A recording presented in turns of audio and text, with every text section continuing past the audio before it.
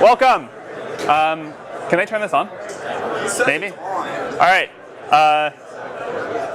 Can people hear in the back? Can you guys hear me? Is the mic on? No? Maybe you can ask them to turn it on. Maybe we can get a big, there we go. All right. Maybe we can get a bigger auditorium, we'll see. So welcome to CS 183B. I'm Sam Altman, I'm the president of Y Combinator. 9 years ago, I was a Stanford student, and then I dropped out to start a company, and then I've been an investor for the last few. So at YC, we've been teaching people how to start startups for 9 years. Most of it's very hands-on and specific to the startups, but 30% of it is pretty generally applicable. And so we think that we can teach that 30% in this class. And even though that's only 30% of the way there, hopefully it'll still be really helpful. We've taught a lot of this at YC already, but it's all been off the record. And this is the first time that a lot of what we teach in YC is going to be on the record. So we've invited some of our best speakers to come and give the same talks they give at YC. We've now funded 720 companies. And so we're pretty sure that a lot of this advice is pretty good. We can't fund every startup yet, but we can hopefully make this advice very generally available. Guest speakers are going to teach 17 of the 20 classes. I'm only teaching 3. Counting YC itself, every guest speaker has been involved in the creation of a $1 billion+ company. So the advice shouldn't be that theoretical. It's all from people who have done it. All of the advice in this class is geared towards people starting a business where the goal is hypergrowth and eventually building a very large company. Much of it doesn't apply in other cases, and I want to warn people up front that if you try and do these things in a lot of big companies or non-startups, it won't work. It should still be interesting. I really do think that startups are the way of the future, and it's worth trying to understand them. But startups are very different than normal companies. So over the course of today and Thursday, I'm going to try to give an overview of the 4 areas that you need to excel at in order to maximize your chances of success at a startup. And then throughout the course, the guest speakers are going to drill into all of these in more detail. So the 4 areas. You need a great idea, a great product, a great team, and great execution. These overlap somewhat, but I'm going to have to talk about them somewhat individually to make it make sense. You may still fail.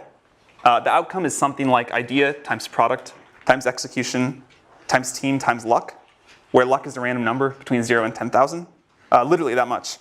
But if you do really well in the 4 areas you can control, you have a good chance at least some amount of success. One of the exciting things about startups is that they are surprisingly even playing field. Young and inexperienced, you can do this. Old and very experienced, you can do this too. And one of the things that I particularly like about startups is that some of the things that are bad in other work situations, like being poor and unknown, are actually huge assets when it comes to starting a startup. Before we jump in on the how, I want to talk about why you should start a startup. I'm somewhat hesitant to be doing this class at all, because you should never start a startup just for the sake of doing so. There are much easier ways to get rich, and everyone who starts a startup always says, that they couldn't have imagined how hard and painful it was going to be. You should only start a startup if you feel compelled by a particular problem, and that you think starting a company is the best way to solve it. The specific passion should come first, and the startup second. In fact, all of the big successes we have at YC followed this. So for the second half of today's lecture, Dustin Moskovitz, the co-founder of Facebook and Asana, is going to take over and talk about why to start a startup. We were so surprised by the amount of attention that this class got that we wanted to make sure we spend a lot of time on the why. Okay, so the first of the 4 areas, a great idea. It's become popular in recent years to say that the idea doesn't matter. In fact, it's almost uncool to spend a lot of time thinking about the idea for a startup. You're just supposed to start, throw stuff at the wall, see what sticks, and not even spend any time thinking about if it'll be valuable if it works. And pivots are supposed to be great. The more pivots, the better. So this isn't totally wrong. Things do evolve in ways that are difficult to predict. And there's a limit to how much you can figure out without actually getting a product in the hands of users. And great execution is at least 10 times more important and 100 times harder than a good idea. But the pendulum has swung way out of whack here. A bad idea is still bad, and the pivot-happy world that we're in today feels really suboptimal. Great execution towards a terrible idea will get you nowhere. There are exceptions, of course, but most great companies start with a great idea, not a pivot. If you look at successful pivots, they almost always are a pivot into something the founders themselves wanted, not a random made-up idea. Airbnb happened because Brian Chesky couldn't pay his rent, but he did have some extra space. In general, though, if you look at the track record of pivots, They don't become big companies. I myself used to believe ideas didn't matter that much, but I'm very sure that's wrong now. The definition of the idea as we talk about it is very broad. It includes the size and the growth of the market, the growth strategy for the company, the defensibility strategy, and so on. When you're evaluating an idea, you need to think through all these things, not just the product. If it works out, you're going to be working on this for 10 years. So it's worth some real upfront time to think through the long-term value and the defensibility of the business. Even though plans themselves are worthless, the exercise of planning is really valuable and totally missing in most startups today. Long-term thinking is so rare anywhere, but especially in startups, that it's a huge advantage if you do it. Remember that the idea will expand and become more ambitious as you go. You certainly don't need to have everything figured out in a path from here to world domination, but you really want a nice kernel to start with. You want something that can develop in interesting ways. As you're thinking through ideas, another thing that we see young founders get wrong all the time is that someday you need to build a business that's difficult to replicate. This is an important part of a good idea. I want to make this point again because it's so important. The idea should come first and the startup should come second. Wait to start a startup until you come up with an idea you feel compelled to explore. This is also the way to choose between multiple ideas. If you have several ideas that all seem pretty good, work on the one that you think about most often when you're not trying to think about work. But we hear again and again from founders that they wish they had waited to start a startup until they came up with an idea that they really loved. Another way of looking at this is that the best companies are almost always mission-oriented. It's difficult to get large groups of people to the extreme levels of focus and productivity that you need for a startup to be successful, unless the company feels like an important mission. And it's usually really hard to get that without a great founding idea. A related advantage of mission-oriented ideas is that you yourself will be dedicated to them. It takes years and years, usually a decade, to create a great startup. If you don't love and believe in what you're building, you'll likely to give up at some point along the way. There's no way I know of to get through the pain of a startup without belief that the mission really matters. A lot of founders, especially students, believe that their startup's only going to take 2 or 3 years, and then after that they'll work on what they're really passionate about. That almost never works. Good startups usually take 10 years. A third advantage of mission-oriented companies is that people outside the company are more willing to help you. You'll get more support on a hard, important project than a derivative one. When it comes to starting startups, in many ways it's easier to start a hard startup than an easy startup. This is one of those counterintuitive things that takes people a long time to understand. It's difficult to overstate how important being mission-driven is, so I want to emphasize it one last time. Derivative companies, companies that copy an existing idea with very few new insights, don't excite people, and they don't compel the teams to work hard enough to be successful. Paul Graham is going to talk about how to get startup ideas next week. It's something that a lot of founders struggle with, but it's something I believe you can get better at with practice, and it's definitely worth trying to get better at. The hardest part about coming up with great ideas is that the best ideas often look terrible at the beginning. The 13th search engine, and without all the features of a web portal, most people thought that was pointless. Search was done, and anyway, it didn't matter that much. Portals were where the value was at. The 10th social network, and limited only to college students with no money, also terrible. MySpace had won, and who wants college students as customers? Or a way to stay on strangers' couches. That just sounds terrible all around. These all sounded really bad, but they turned out to be good. If they had sounded really good, there would have been too many people working on them. As Peter Thiel is going to discuss in the 5th class, you want an idea that turns into a monopoly. But you can't get a monopoly in a big market right away. Too much competition for that. You have to find a small market in which you can get a monopoly and then quickly expand. This is why some great startup ideas look really bad at the beginning. It's good if you can say something like, today, only this small subset of users are going to use my product, but I'm going to get all of them. And in the future, almost everyone will use my product. Here's the theme that's going to come up a lot. You need conviction in your own beliefs and a willingness to ignore others' naysaying. The hard part is that this is a very fine line. There's right on one side of it and crazy on the other. But keep in mind that if you do come up with a great idea, most people are going to think it's bad. You should be happy about that. It means they won't compete with you. This is also a reason why it's not usually dangerous to tell people about your idea. The truly good ideas don't sound like they're worth stealing. You want an idea about which you can say, I know it sounds like a bad idea, but here's specifically why it's actually a great one. You want to sound crazy, but you want to actually be right. and you want an idea that not many other people are working on. And it's okay if it doesn't sound big at first. Common mistake among founders, especially first-time founders, is they think that the first version of their product, the first version of their idea, needs to sound really big. But it doesn't. It needs to take over a small specific market and expand from there. That's how most great companies have started. Unpopular but right is what you're going for. You want something that sounds like a bad idea, but is a good idea. You also really want to take the time to think about how the market's going to evolve. You need a market that's going to be big in 10 years. Most investors are obsessed with the market size today, and they don't think at all about how the market's going to evolve. In fact, I think this is one of the biggest systemic mistakes that investors make. They think about the growth of the startup itself. They don't think about the growth of the market. I care much more about the growth rate of the market than its current size. And I also care if there's any reason that it's going to top out. You should think about this. I'd prefer to invest in a company that's going after a small but rapidly growing market than a big but slow growing one. One of the big advantages of these sorts of markets, these small but rapidly growing markets, is that customers are usually pretty desperate for a solution. And they'll put up with an imperfect but rapidly improving product. And a big advantage of being a student, one of the two biggest advantages, is that you probably have better intuition about which markets are likely to start growing rapidly than older people do. Another thing that students usually don't understand, or at least takes a while, you cannot create a market that doesn't want to exist. You can basically change everything in a startup but the market. So you should actually do some thinking to be sure, or at least as sure as you can be, that the market you're going after is going to grow and be there. There are a lot of different ways to talk about the right kind of market. For example, surfing someone else's wave, or stepping into an up elevator, or being part of a movement. But all of this is just a way of saying you want a market that's going to grow really quickly. It may seem small today, it may be small today, but you know, and other people don't, that it's going to grow really fast. So think about where this is happening in the world. You need this sort of a tailwind to make a startup successful. The exciting thing is there are probably more of these tailwinds now than ever before. As Mark Andreessen says, software's eating the world. It's just everywhere. There are like so many great ideas out there. And you just have to pick one and find one that you really care about. Another version of this that gets down to the same idea is Sequoia's famous question, why now? Why is this the perfect time for this particular idea and to start this particular company? Why couldn't it have been done 2 years ago?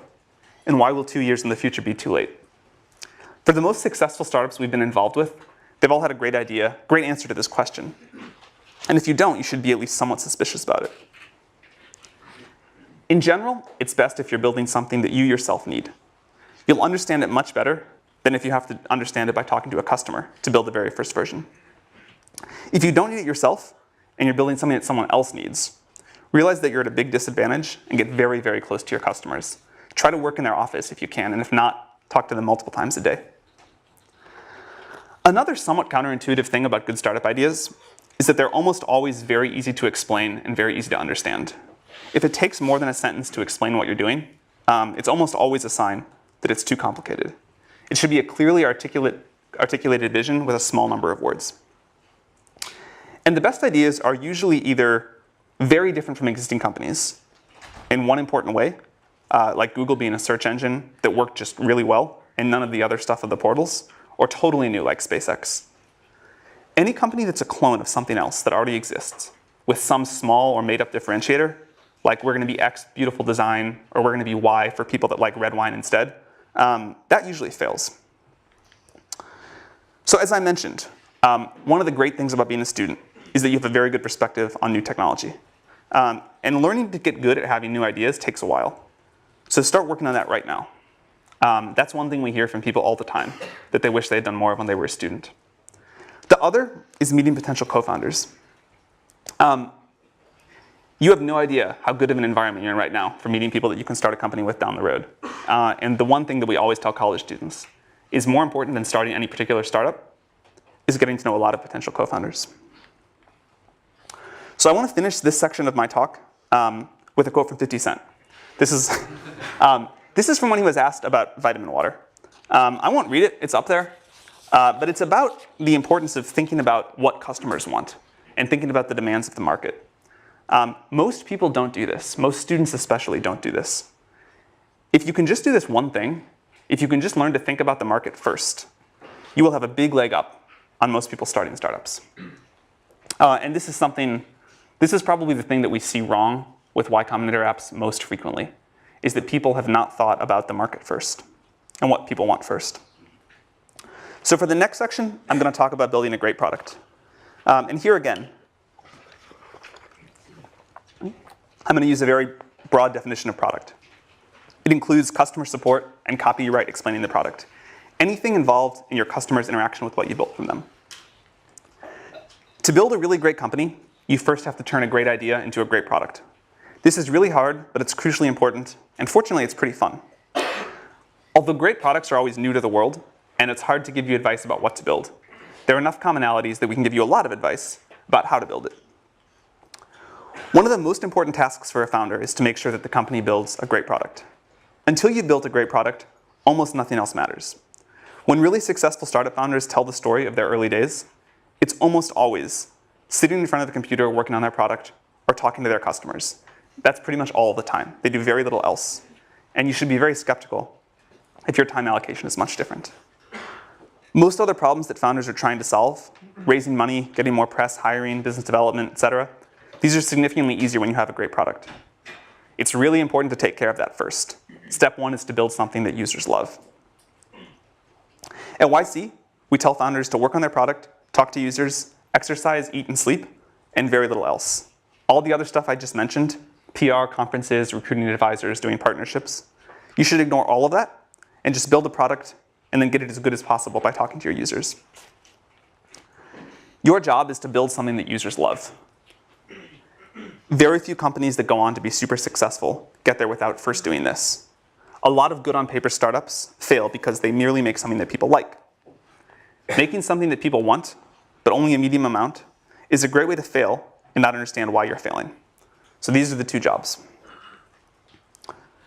Something that we say at YC a lot is that it's better to build something that a small number of users love than a large number of users like. Of course, it'd be best to build something that a small number of users love, but opportunities to do that for V1 are rare, and they're usually not available to startups. So in practice, you end up choosing either the gray or the orange. You make something that a lot of users like a little bit, or something that a small number of users love a lot. And this is a very important piece of advice. Build something that a small number of users love. It's much easier to expand from something that a small number of people love to something that a lot of people love than from something that a lot of people like to a lot of people love. If you get this right, you can get a lot of other things wrong. If you don't get this right, you can get everything else right, and you'll probably still fail. So when you start in a startup, this is the only thing you need to care about until it's working. Should we explain that again? Sure. So you have a choice in a startup. The best thing of all worlds would be to build a product that a lot of people really love. In practice, you can't usually do that because a big company, if there's an opportunity like that, Google or Facebook will do it. So there's a limit to the area under the curve of what you can build. And you can either build something that a lot of users like a little bit, or you can build something that a small number of users love a lot. And the total amount of love is the same. It's just a question of how it's distributed. And there's this law of conservation of how much happiness you can put into the world with the first product of a startup. And so startups always struggle with which of those two they should go. And they seem equal, right? Because the area under the curve is the same. But we've seen this time and again that they're not, and that it's so much easier to expand. Once you've got something that some people love, you can expand that to something that a lot of other people love. But if you only get ambivalence or sort of weak enthusiasm, and then try to expand that, you'll never get up to a lot of people loving it. So the advice is find a small group of users and make them really love what you're doing. Does that make sense? All right. One way that you know when this is working is that you'll get growth by word of mouth. If you make something people love, people will tell their friends about it. This works for consumer products and enterprise products as well. When people really love something, they tell their friends about it, and you'll see organic growth. If you find yourself talking about how it's okay that you're not growing because there's a big partnership that's going to come save you or something like that, it's almost always a sign of real trouble. Sales and marketing are really important, and we're going to have 2 classes on them later. But if you don't have some early organic growth, then your product probably isn't good enough yet. A great product is the secret to long-term growth hacking. You should get that right before you worry about anything else. It doesn't get easier to put off making a great product. If you try to build a growth machine before you have a product that some people really love, you're almost certainly going to waste your time. Breakout companies almost always have a product that's so good that it grows by word of mouth. Over the long run, great products win. Don't worry about your competitors raising a lot of money and what they may do in the future. They probably aren't very good anyway. Very few startups die from competition.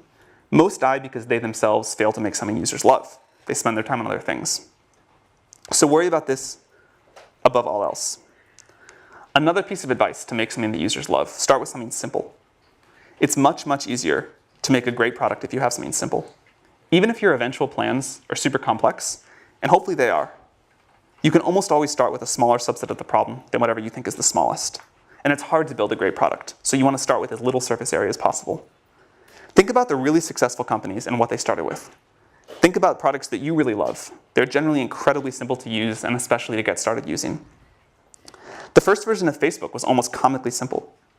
The first version of Google was just an ugly web page with a text box and 2 buttons, but it returned the best results, and that's why users loved it. The iPhone is far simpler to use than any smartphone that ever came before it, and it was the first one that people really loved. Another reason that simple is good is because it forces you to do one thing extremely well, and you have to do that to make something that people love.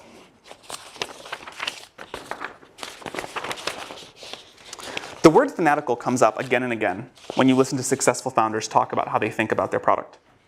Founders talk about being fanatical in the way they care about the quality of the small details, fanatical in getting the copy that they use to explain the product just right, and fanatical in the way they think about customer support.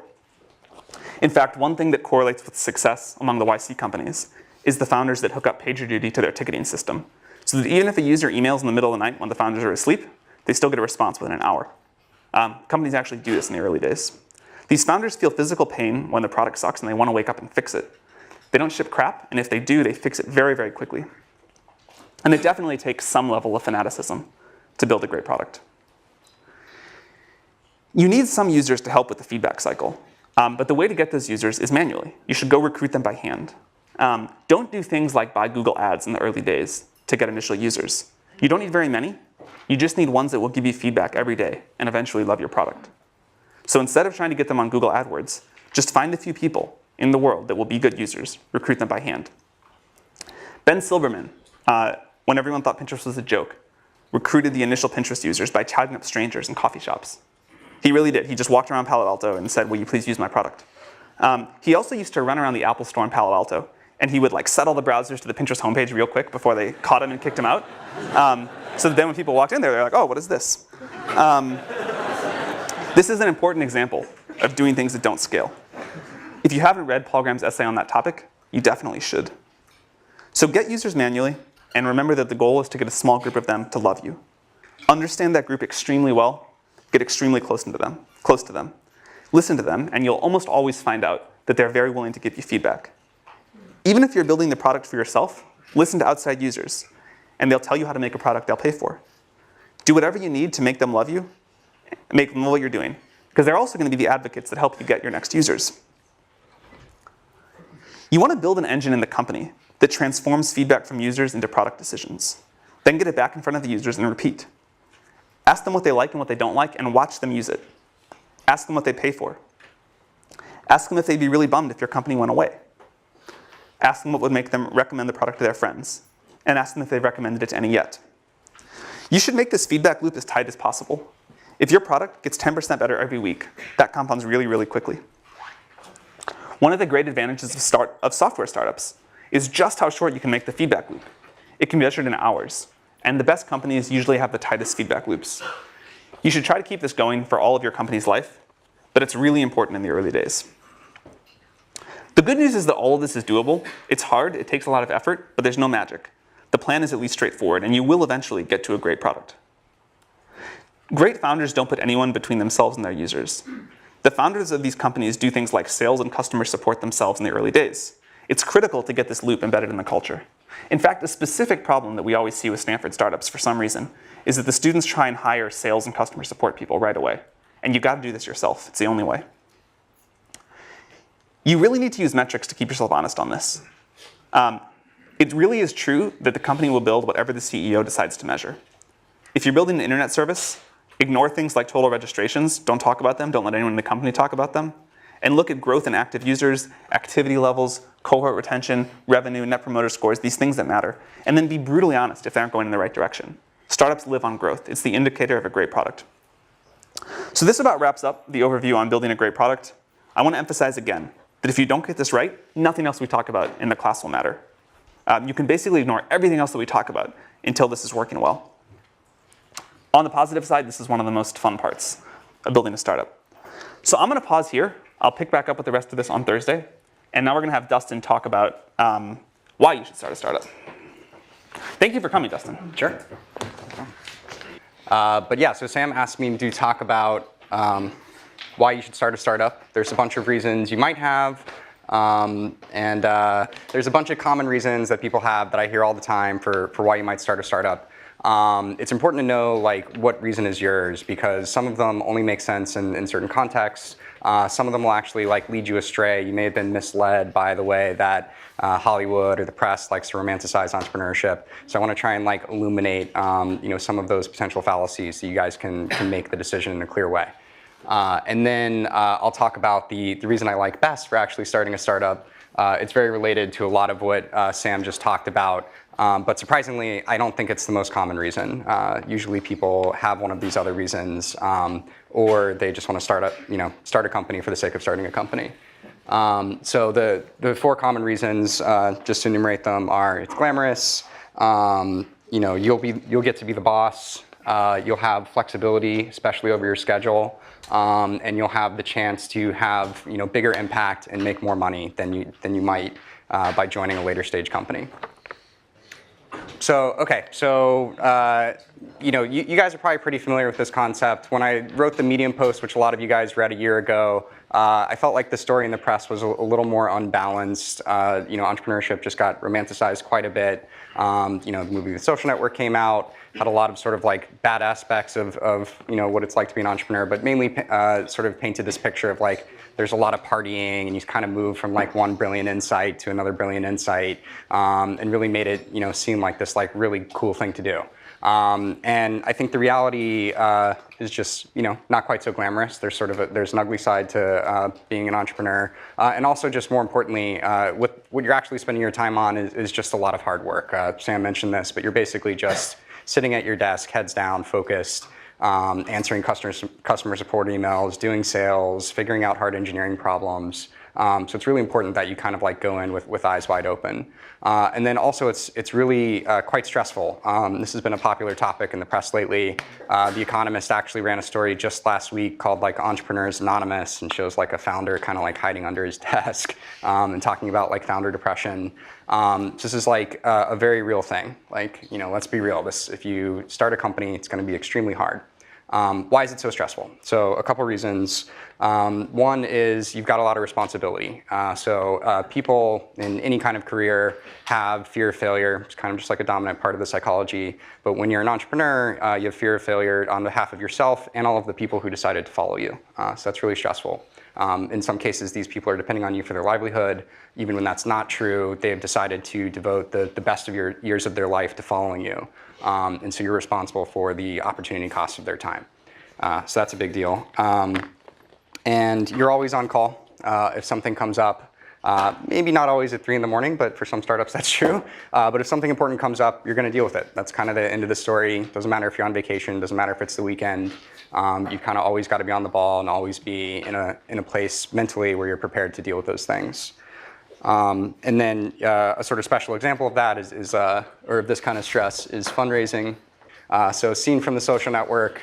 This is us partying and working at the same time, and somebody's spraying champagne everywhere. So The Social Network spends a lot of time kind of painting these scenes. Mark's not in the scene. The other thing they spend all their time on is kind of like painting him out to be a huge jerk. This computer? Yeah. Oh. Okay, so this is an actual scene from. See, I'm going to move this just a little. Oh no. This will work. This will work. Okay. On the PDF as well. Yeah. Okay. Okay, cool. So this is an actual scene from Palo Alto. Spent a lot of time at this desk, just kind of heads down and focus. Mark was still kind of a jerk sometimes, but in this more like fun, lovable way, and not a like sociopathic scorn lover way. So this is him like signaling his intention to just be focused and keep working, not be social. So then there's also the scene sort of demonstrating the like brilliant insight moment. It's kind of like straight out of A Beautiful Mind. They literally stole that scene. So they like to paint it as you just kind of like jump from one of these moments to the other moment with like parting in between. But really, we're just at that table the whole time. So interestingly, if you compare this to the other photo, Mark is in the exact same position, but he's wearing different clothes. This is definitely a different day. So cool. So that's what it's actually like in person. And I just covered this bullet up here. This is the Economist article I was talking about a second ago. So another form of stress is just like unwanted media attention. So part of it being glamorous, you get some positive media attention sometimes. It's nice to be on like the cover of Time and like be the person of the year. It's maybe a little less nice to be on the cover of People with like one of your wedding photos.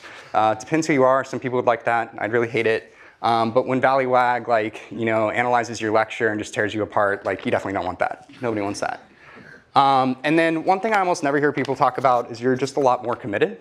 So if you're an employee of a startup and things are stressful, it's not going well, you're unhappy, you can just leave. For a founder, you can leave, but it's very uncool. Pretty much a black eye on the rest of your career. And so you really are committed. For 10 years if it's going well. Probably more like 5 years if it's not going well. So 3 years to figure out that it's not going well, and then if you find like a nice landing for your company, another 2 years at the acquiring company. And if you leave before that, again, it's not only going to harm yourself financially, it's going to harm all your employees, so you pretty much don't. So if you're lucky and you have a bad startup idea, you fail quickly, but most of the time it's not like that. All right, moving right along. And I should say, I've had a lot of this stress in my own life, especially in the early years of Facebook. I just got really unhealthy. I wasn't exercising, had a lot of anxiety, actually like threw out my back like almost every 6 months, like when I was like 21, 22, which is like pretty crazy. And so if you do start a company, be aware that you're going to have to deal with this and you have to actually manage it. It's actually like one of your core responsibilities. Ben Horowitz likes to say like the #1 role of a CEO is managing your own psychology. It's absolutely true. Make sure you do it. So another reason, people, especially if they've already had a job at another company, you tend to develop this narrative of like, okay, like the people running this company are idiots. They're making all these stupid decisions. They're spending their time in these stupid ways. I'm going to start a company and I'm going to do it better. I'm going to like set all the rules. It's a pretty attractive idea. Makes a lot of sense. If you've read my Medium post, you know it's coming. I'll give you guys a second to read this quote.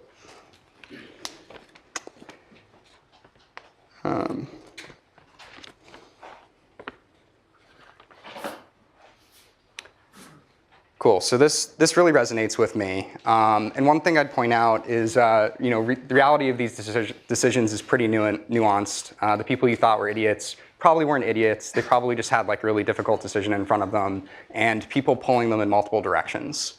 So the most common thing I have to spend my time on and focus my energy on as a CEO is like the problems that like other people are bringing to me, the other priorities that people create. And it's usually in the form of a conflict. People want to go in different directions, or like customers want different things. And like I might have my own opinion about that. But really the game I'm playing is like, who do I disappoint the least? And like just trying to like navigate all these difficult situations. And even on a day-to-day basis, I might come in on Monday and like have all these grand plans for like how I'm going to improve the company and what I'm going to spend my time on. But then if like an important employee is threatening to quit, that's what I'm spending my time on. That's my #1 priority. So a subset of you're the boss is you have flexibility. You have control over your own schedule. This is a really attractive idea. So here's the reality, another Phil Liven quote. So this really resonates with me as well. And some of the reasons for this, again, you're always on call. So maybe you don't intend to work all parts of the day, but you might not get to control which ones. You're a role model. This is super important. So if you're an employee of a company, you might have some good weeks, you might have some bad weeks, some weeks when you're low energy, maybe you want to take a couple extra days off. That's really bad if you're an entrepreneur. Like your team will really signal off what you're bringing to the table. And so if you take your foot off the gas, so will they. You're always working anyway. So if you're really passionate about an idea, it's just gonna like pull you to keep working on it. If you're working with great investors, you're working with great partners, they're gonna wanna be working really hard, they're gonna want you to be working really hard. And again, you're gonna wanna work really hard. So some companies like to tell the story about you can have your cake and eat it too. You can have like 4-day work weeks maybe. If you're Tim Ferriss, maybe you can have a 12-hour work week. It's a really attractive idea.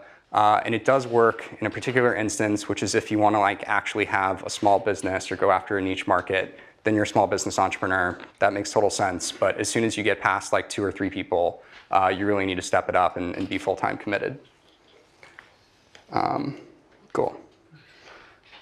So this is the big one. So this is the one I hear the most, especially like candidates applying to Asana. They tell me, you know, I'd really like to work for a much smaller company or start my own because then I have a much bigger slice of the pie. I'll have much more impact on how that company does, and I'll have more equity, so I'll make more money as well. So let's examine when this might be true. So I'll explain these tables. They're a little complex, but let's focus on the left first. So this is just explaining Dropbox and Facebook. These are their current valuations. And this is how much money you might make as employee number 100 coming into these companies, especially if you're like a relatively experienced engineer, like you have like 5 years of industry experience. You're pretty likely to have an offer that's around 10 basis points. So if you joined Dropbox a couple years ago, the upside you'd have already locked in is about 10 million. There's plenty more growth from there if you leave in the company. If you joined Facebook a couple years into its existence, you made $200 million. This is a huge number. And if you, even if you joined Facebook as employee number 1,000, so you joined it in like 2009, you still made $20 million. That's a giant number. And that's how you should be benchmarking when you're thinking about what might I make as an entrepreneur. So moving over to the table on the right, these are 2 theoretical companies you might start. So Uber for pet sitting, pretty good idea. If you're really well suited to this, you might have a really good shot at building a $100 million company. And then your share of that company is pretty likely to be about 10%. This certainly fluctuates. Some founders have a lot more than this, some have a lot less. But after multiple rounds of dilution, multiple rounds of option pool creation, you're pretty likely to end up about here. If you have more than this, I'd recommend Sam's post on like the equity split between founders and employees. You probably should be giving out more.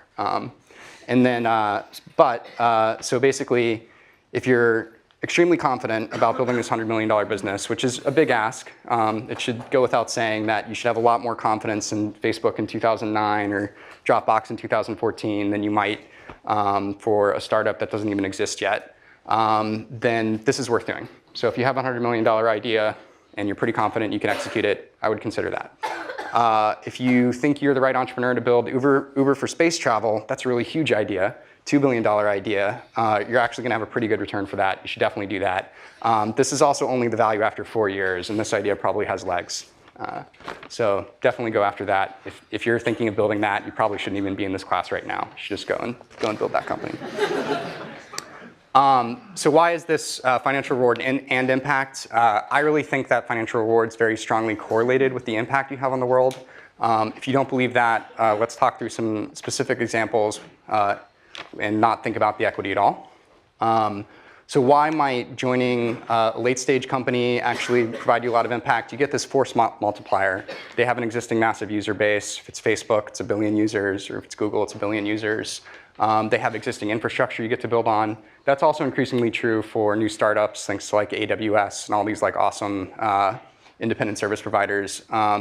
But you usually get some like proprietary technology and it's all maintained for you. It's a pretty great place to start. And you get to work with a team and they'll help you just leverage your idea into something great. So a couple specific examples. Brett Taylor came into Google as around employee number 1,500, and he invented Google Maps. This is a product you guys probably use every day. I used it to get here, and it's used by hundreds of millions of people all around the world.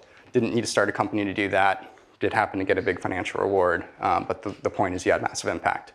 My co-founder, Justin Rosenstein, joined Google a little later after Brett.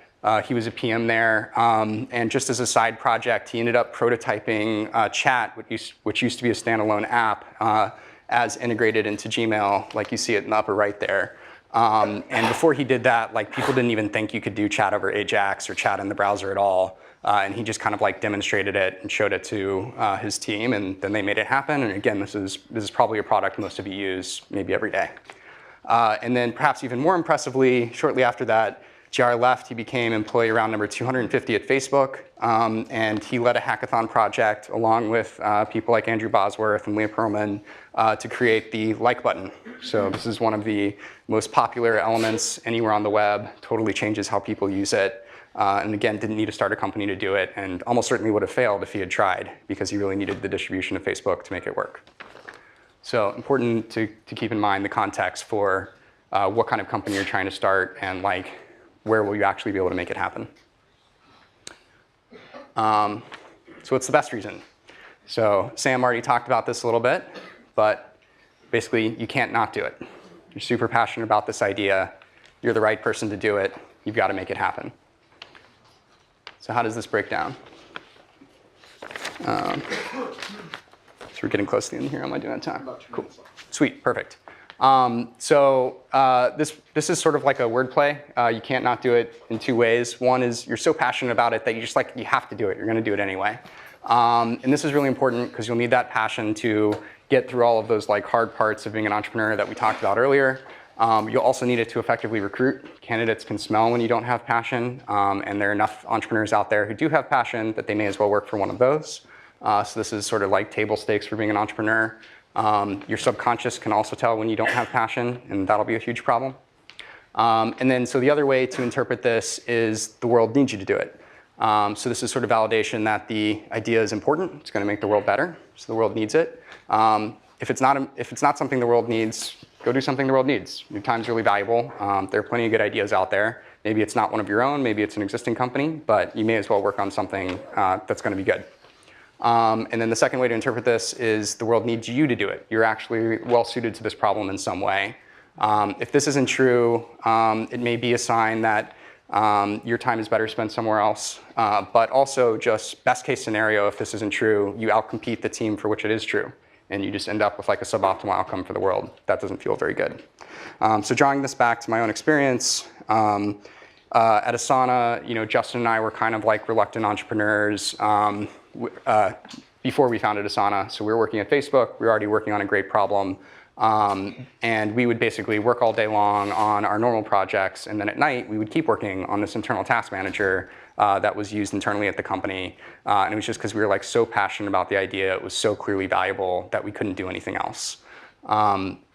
And at some point, we had to have the hard conversation of like, okay, well, what does it mean if we don't actually start this company? We were able to see the impact it was having on Facebook. We were pretty convinced it could be really valuable for the world. We were also pretty convinced nobody else was going to build it. The problem had been around a long time, and we just kept seeing sort of incremental solutions to it. So if we didn't go out with the one that we thought was best, we thought there'd be a lot of value left on the table. And yeah, so we just couldn't stop working on it. And literally the idea was like beating itself out of our chest, like forcing itself into the world. And I think that's the feeling you should really be looking for when you start a company. That's how you know you have the right idea. So I'll go ahead and stop there. I'll put some recommended books up here, but won't narrate them. And maybe that's the end of the class. Thanks, Dustin. Yeah. Yeah, thank you.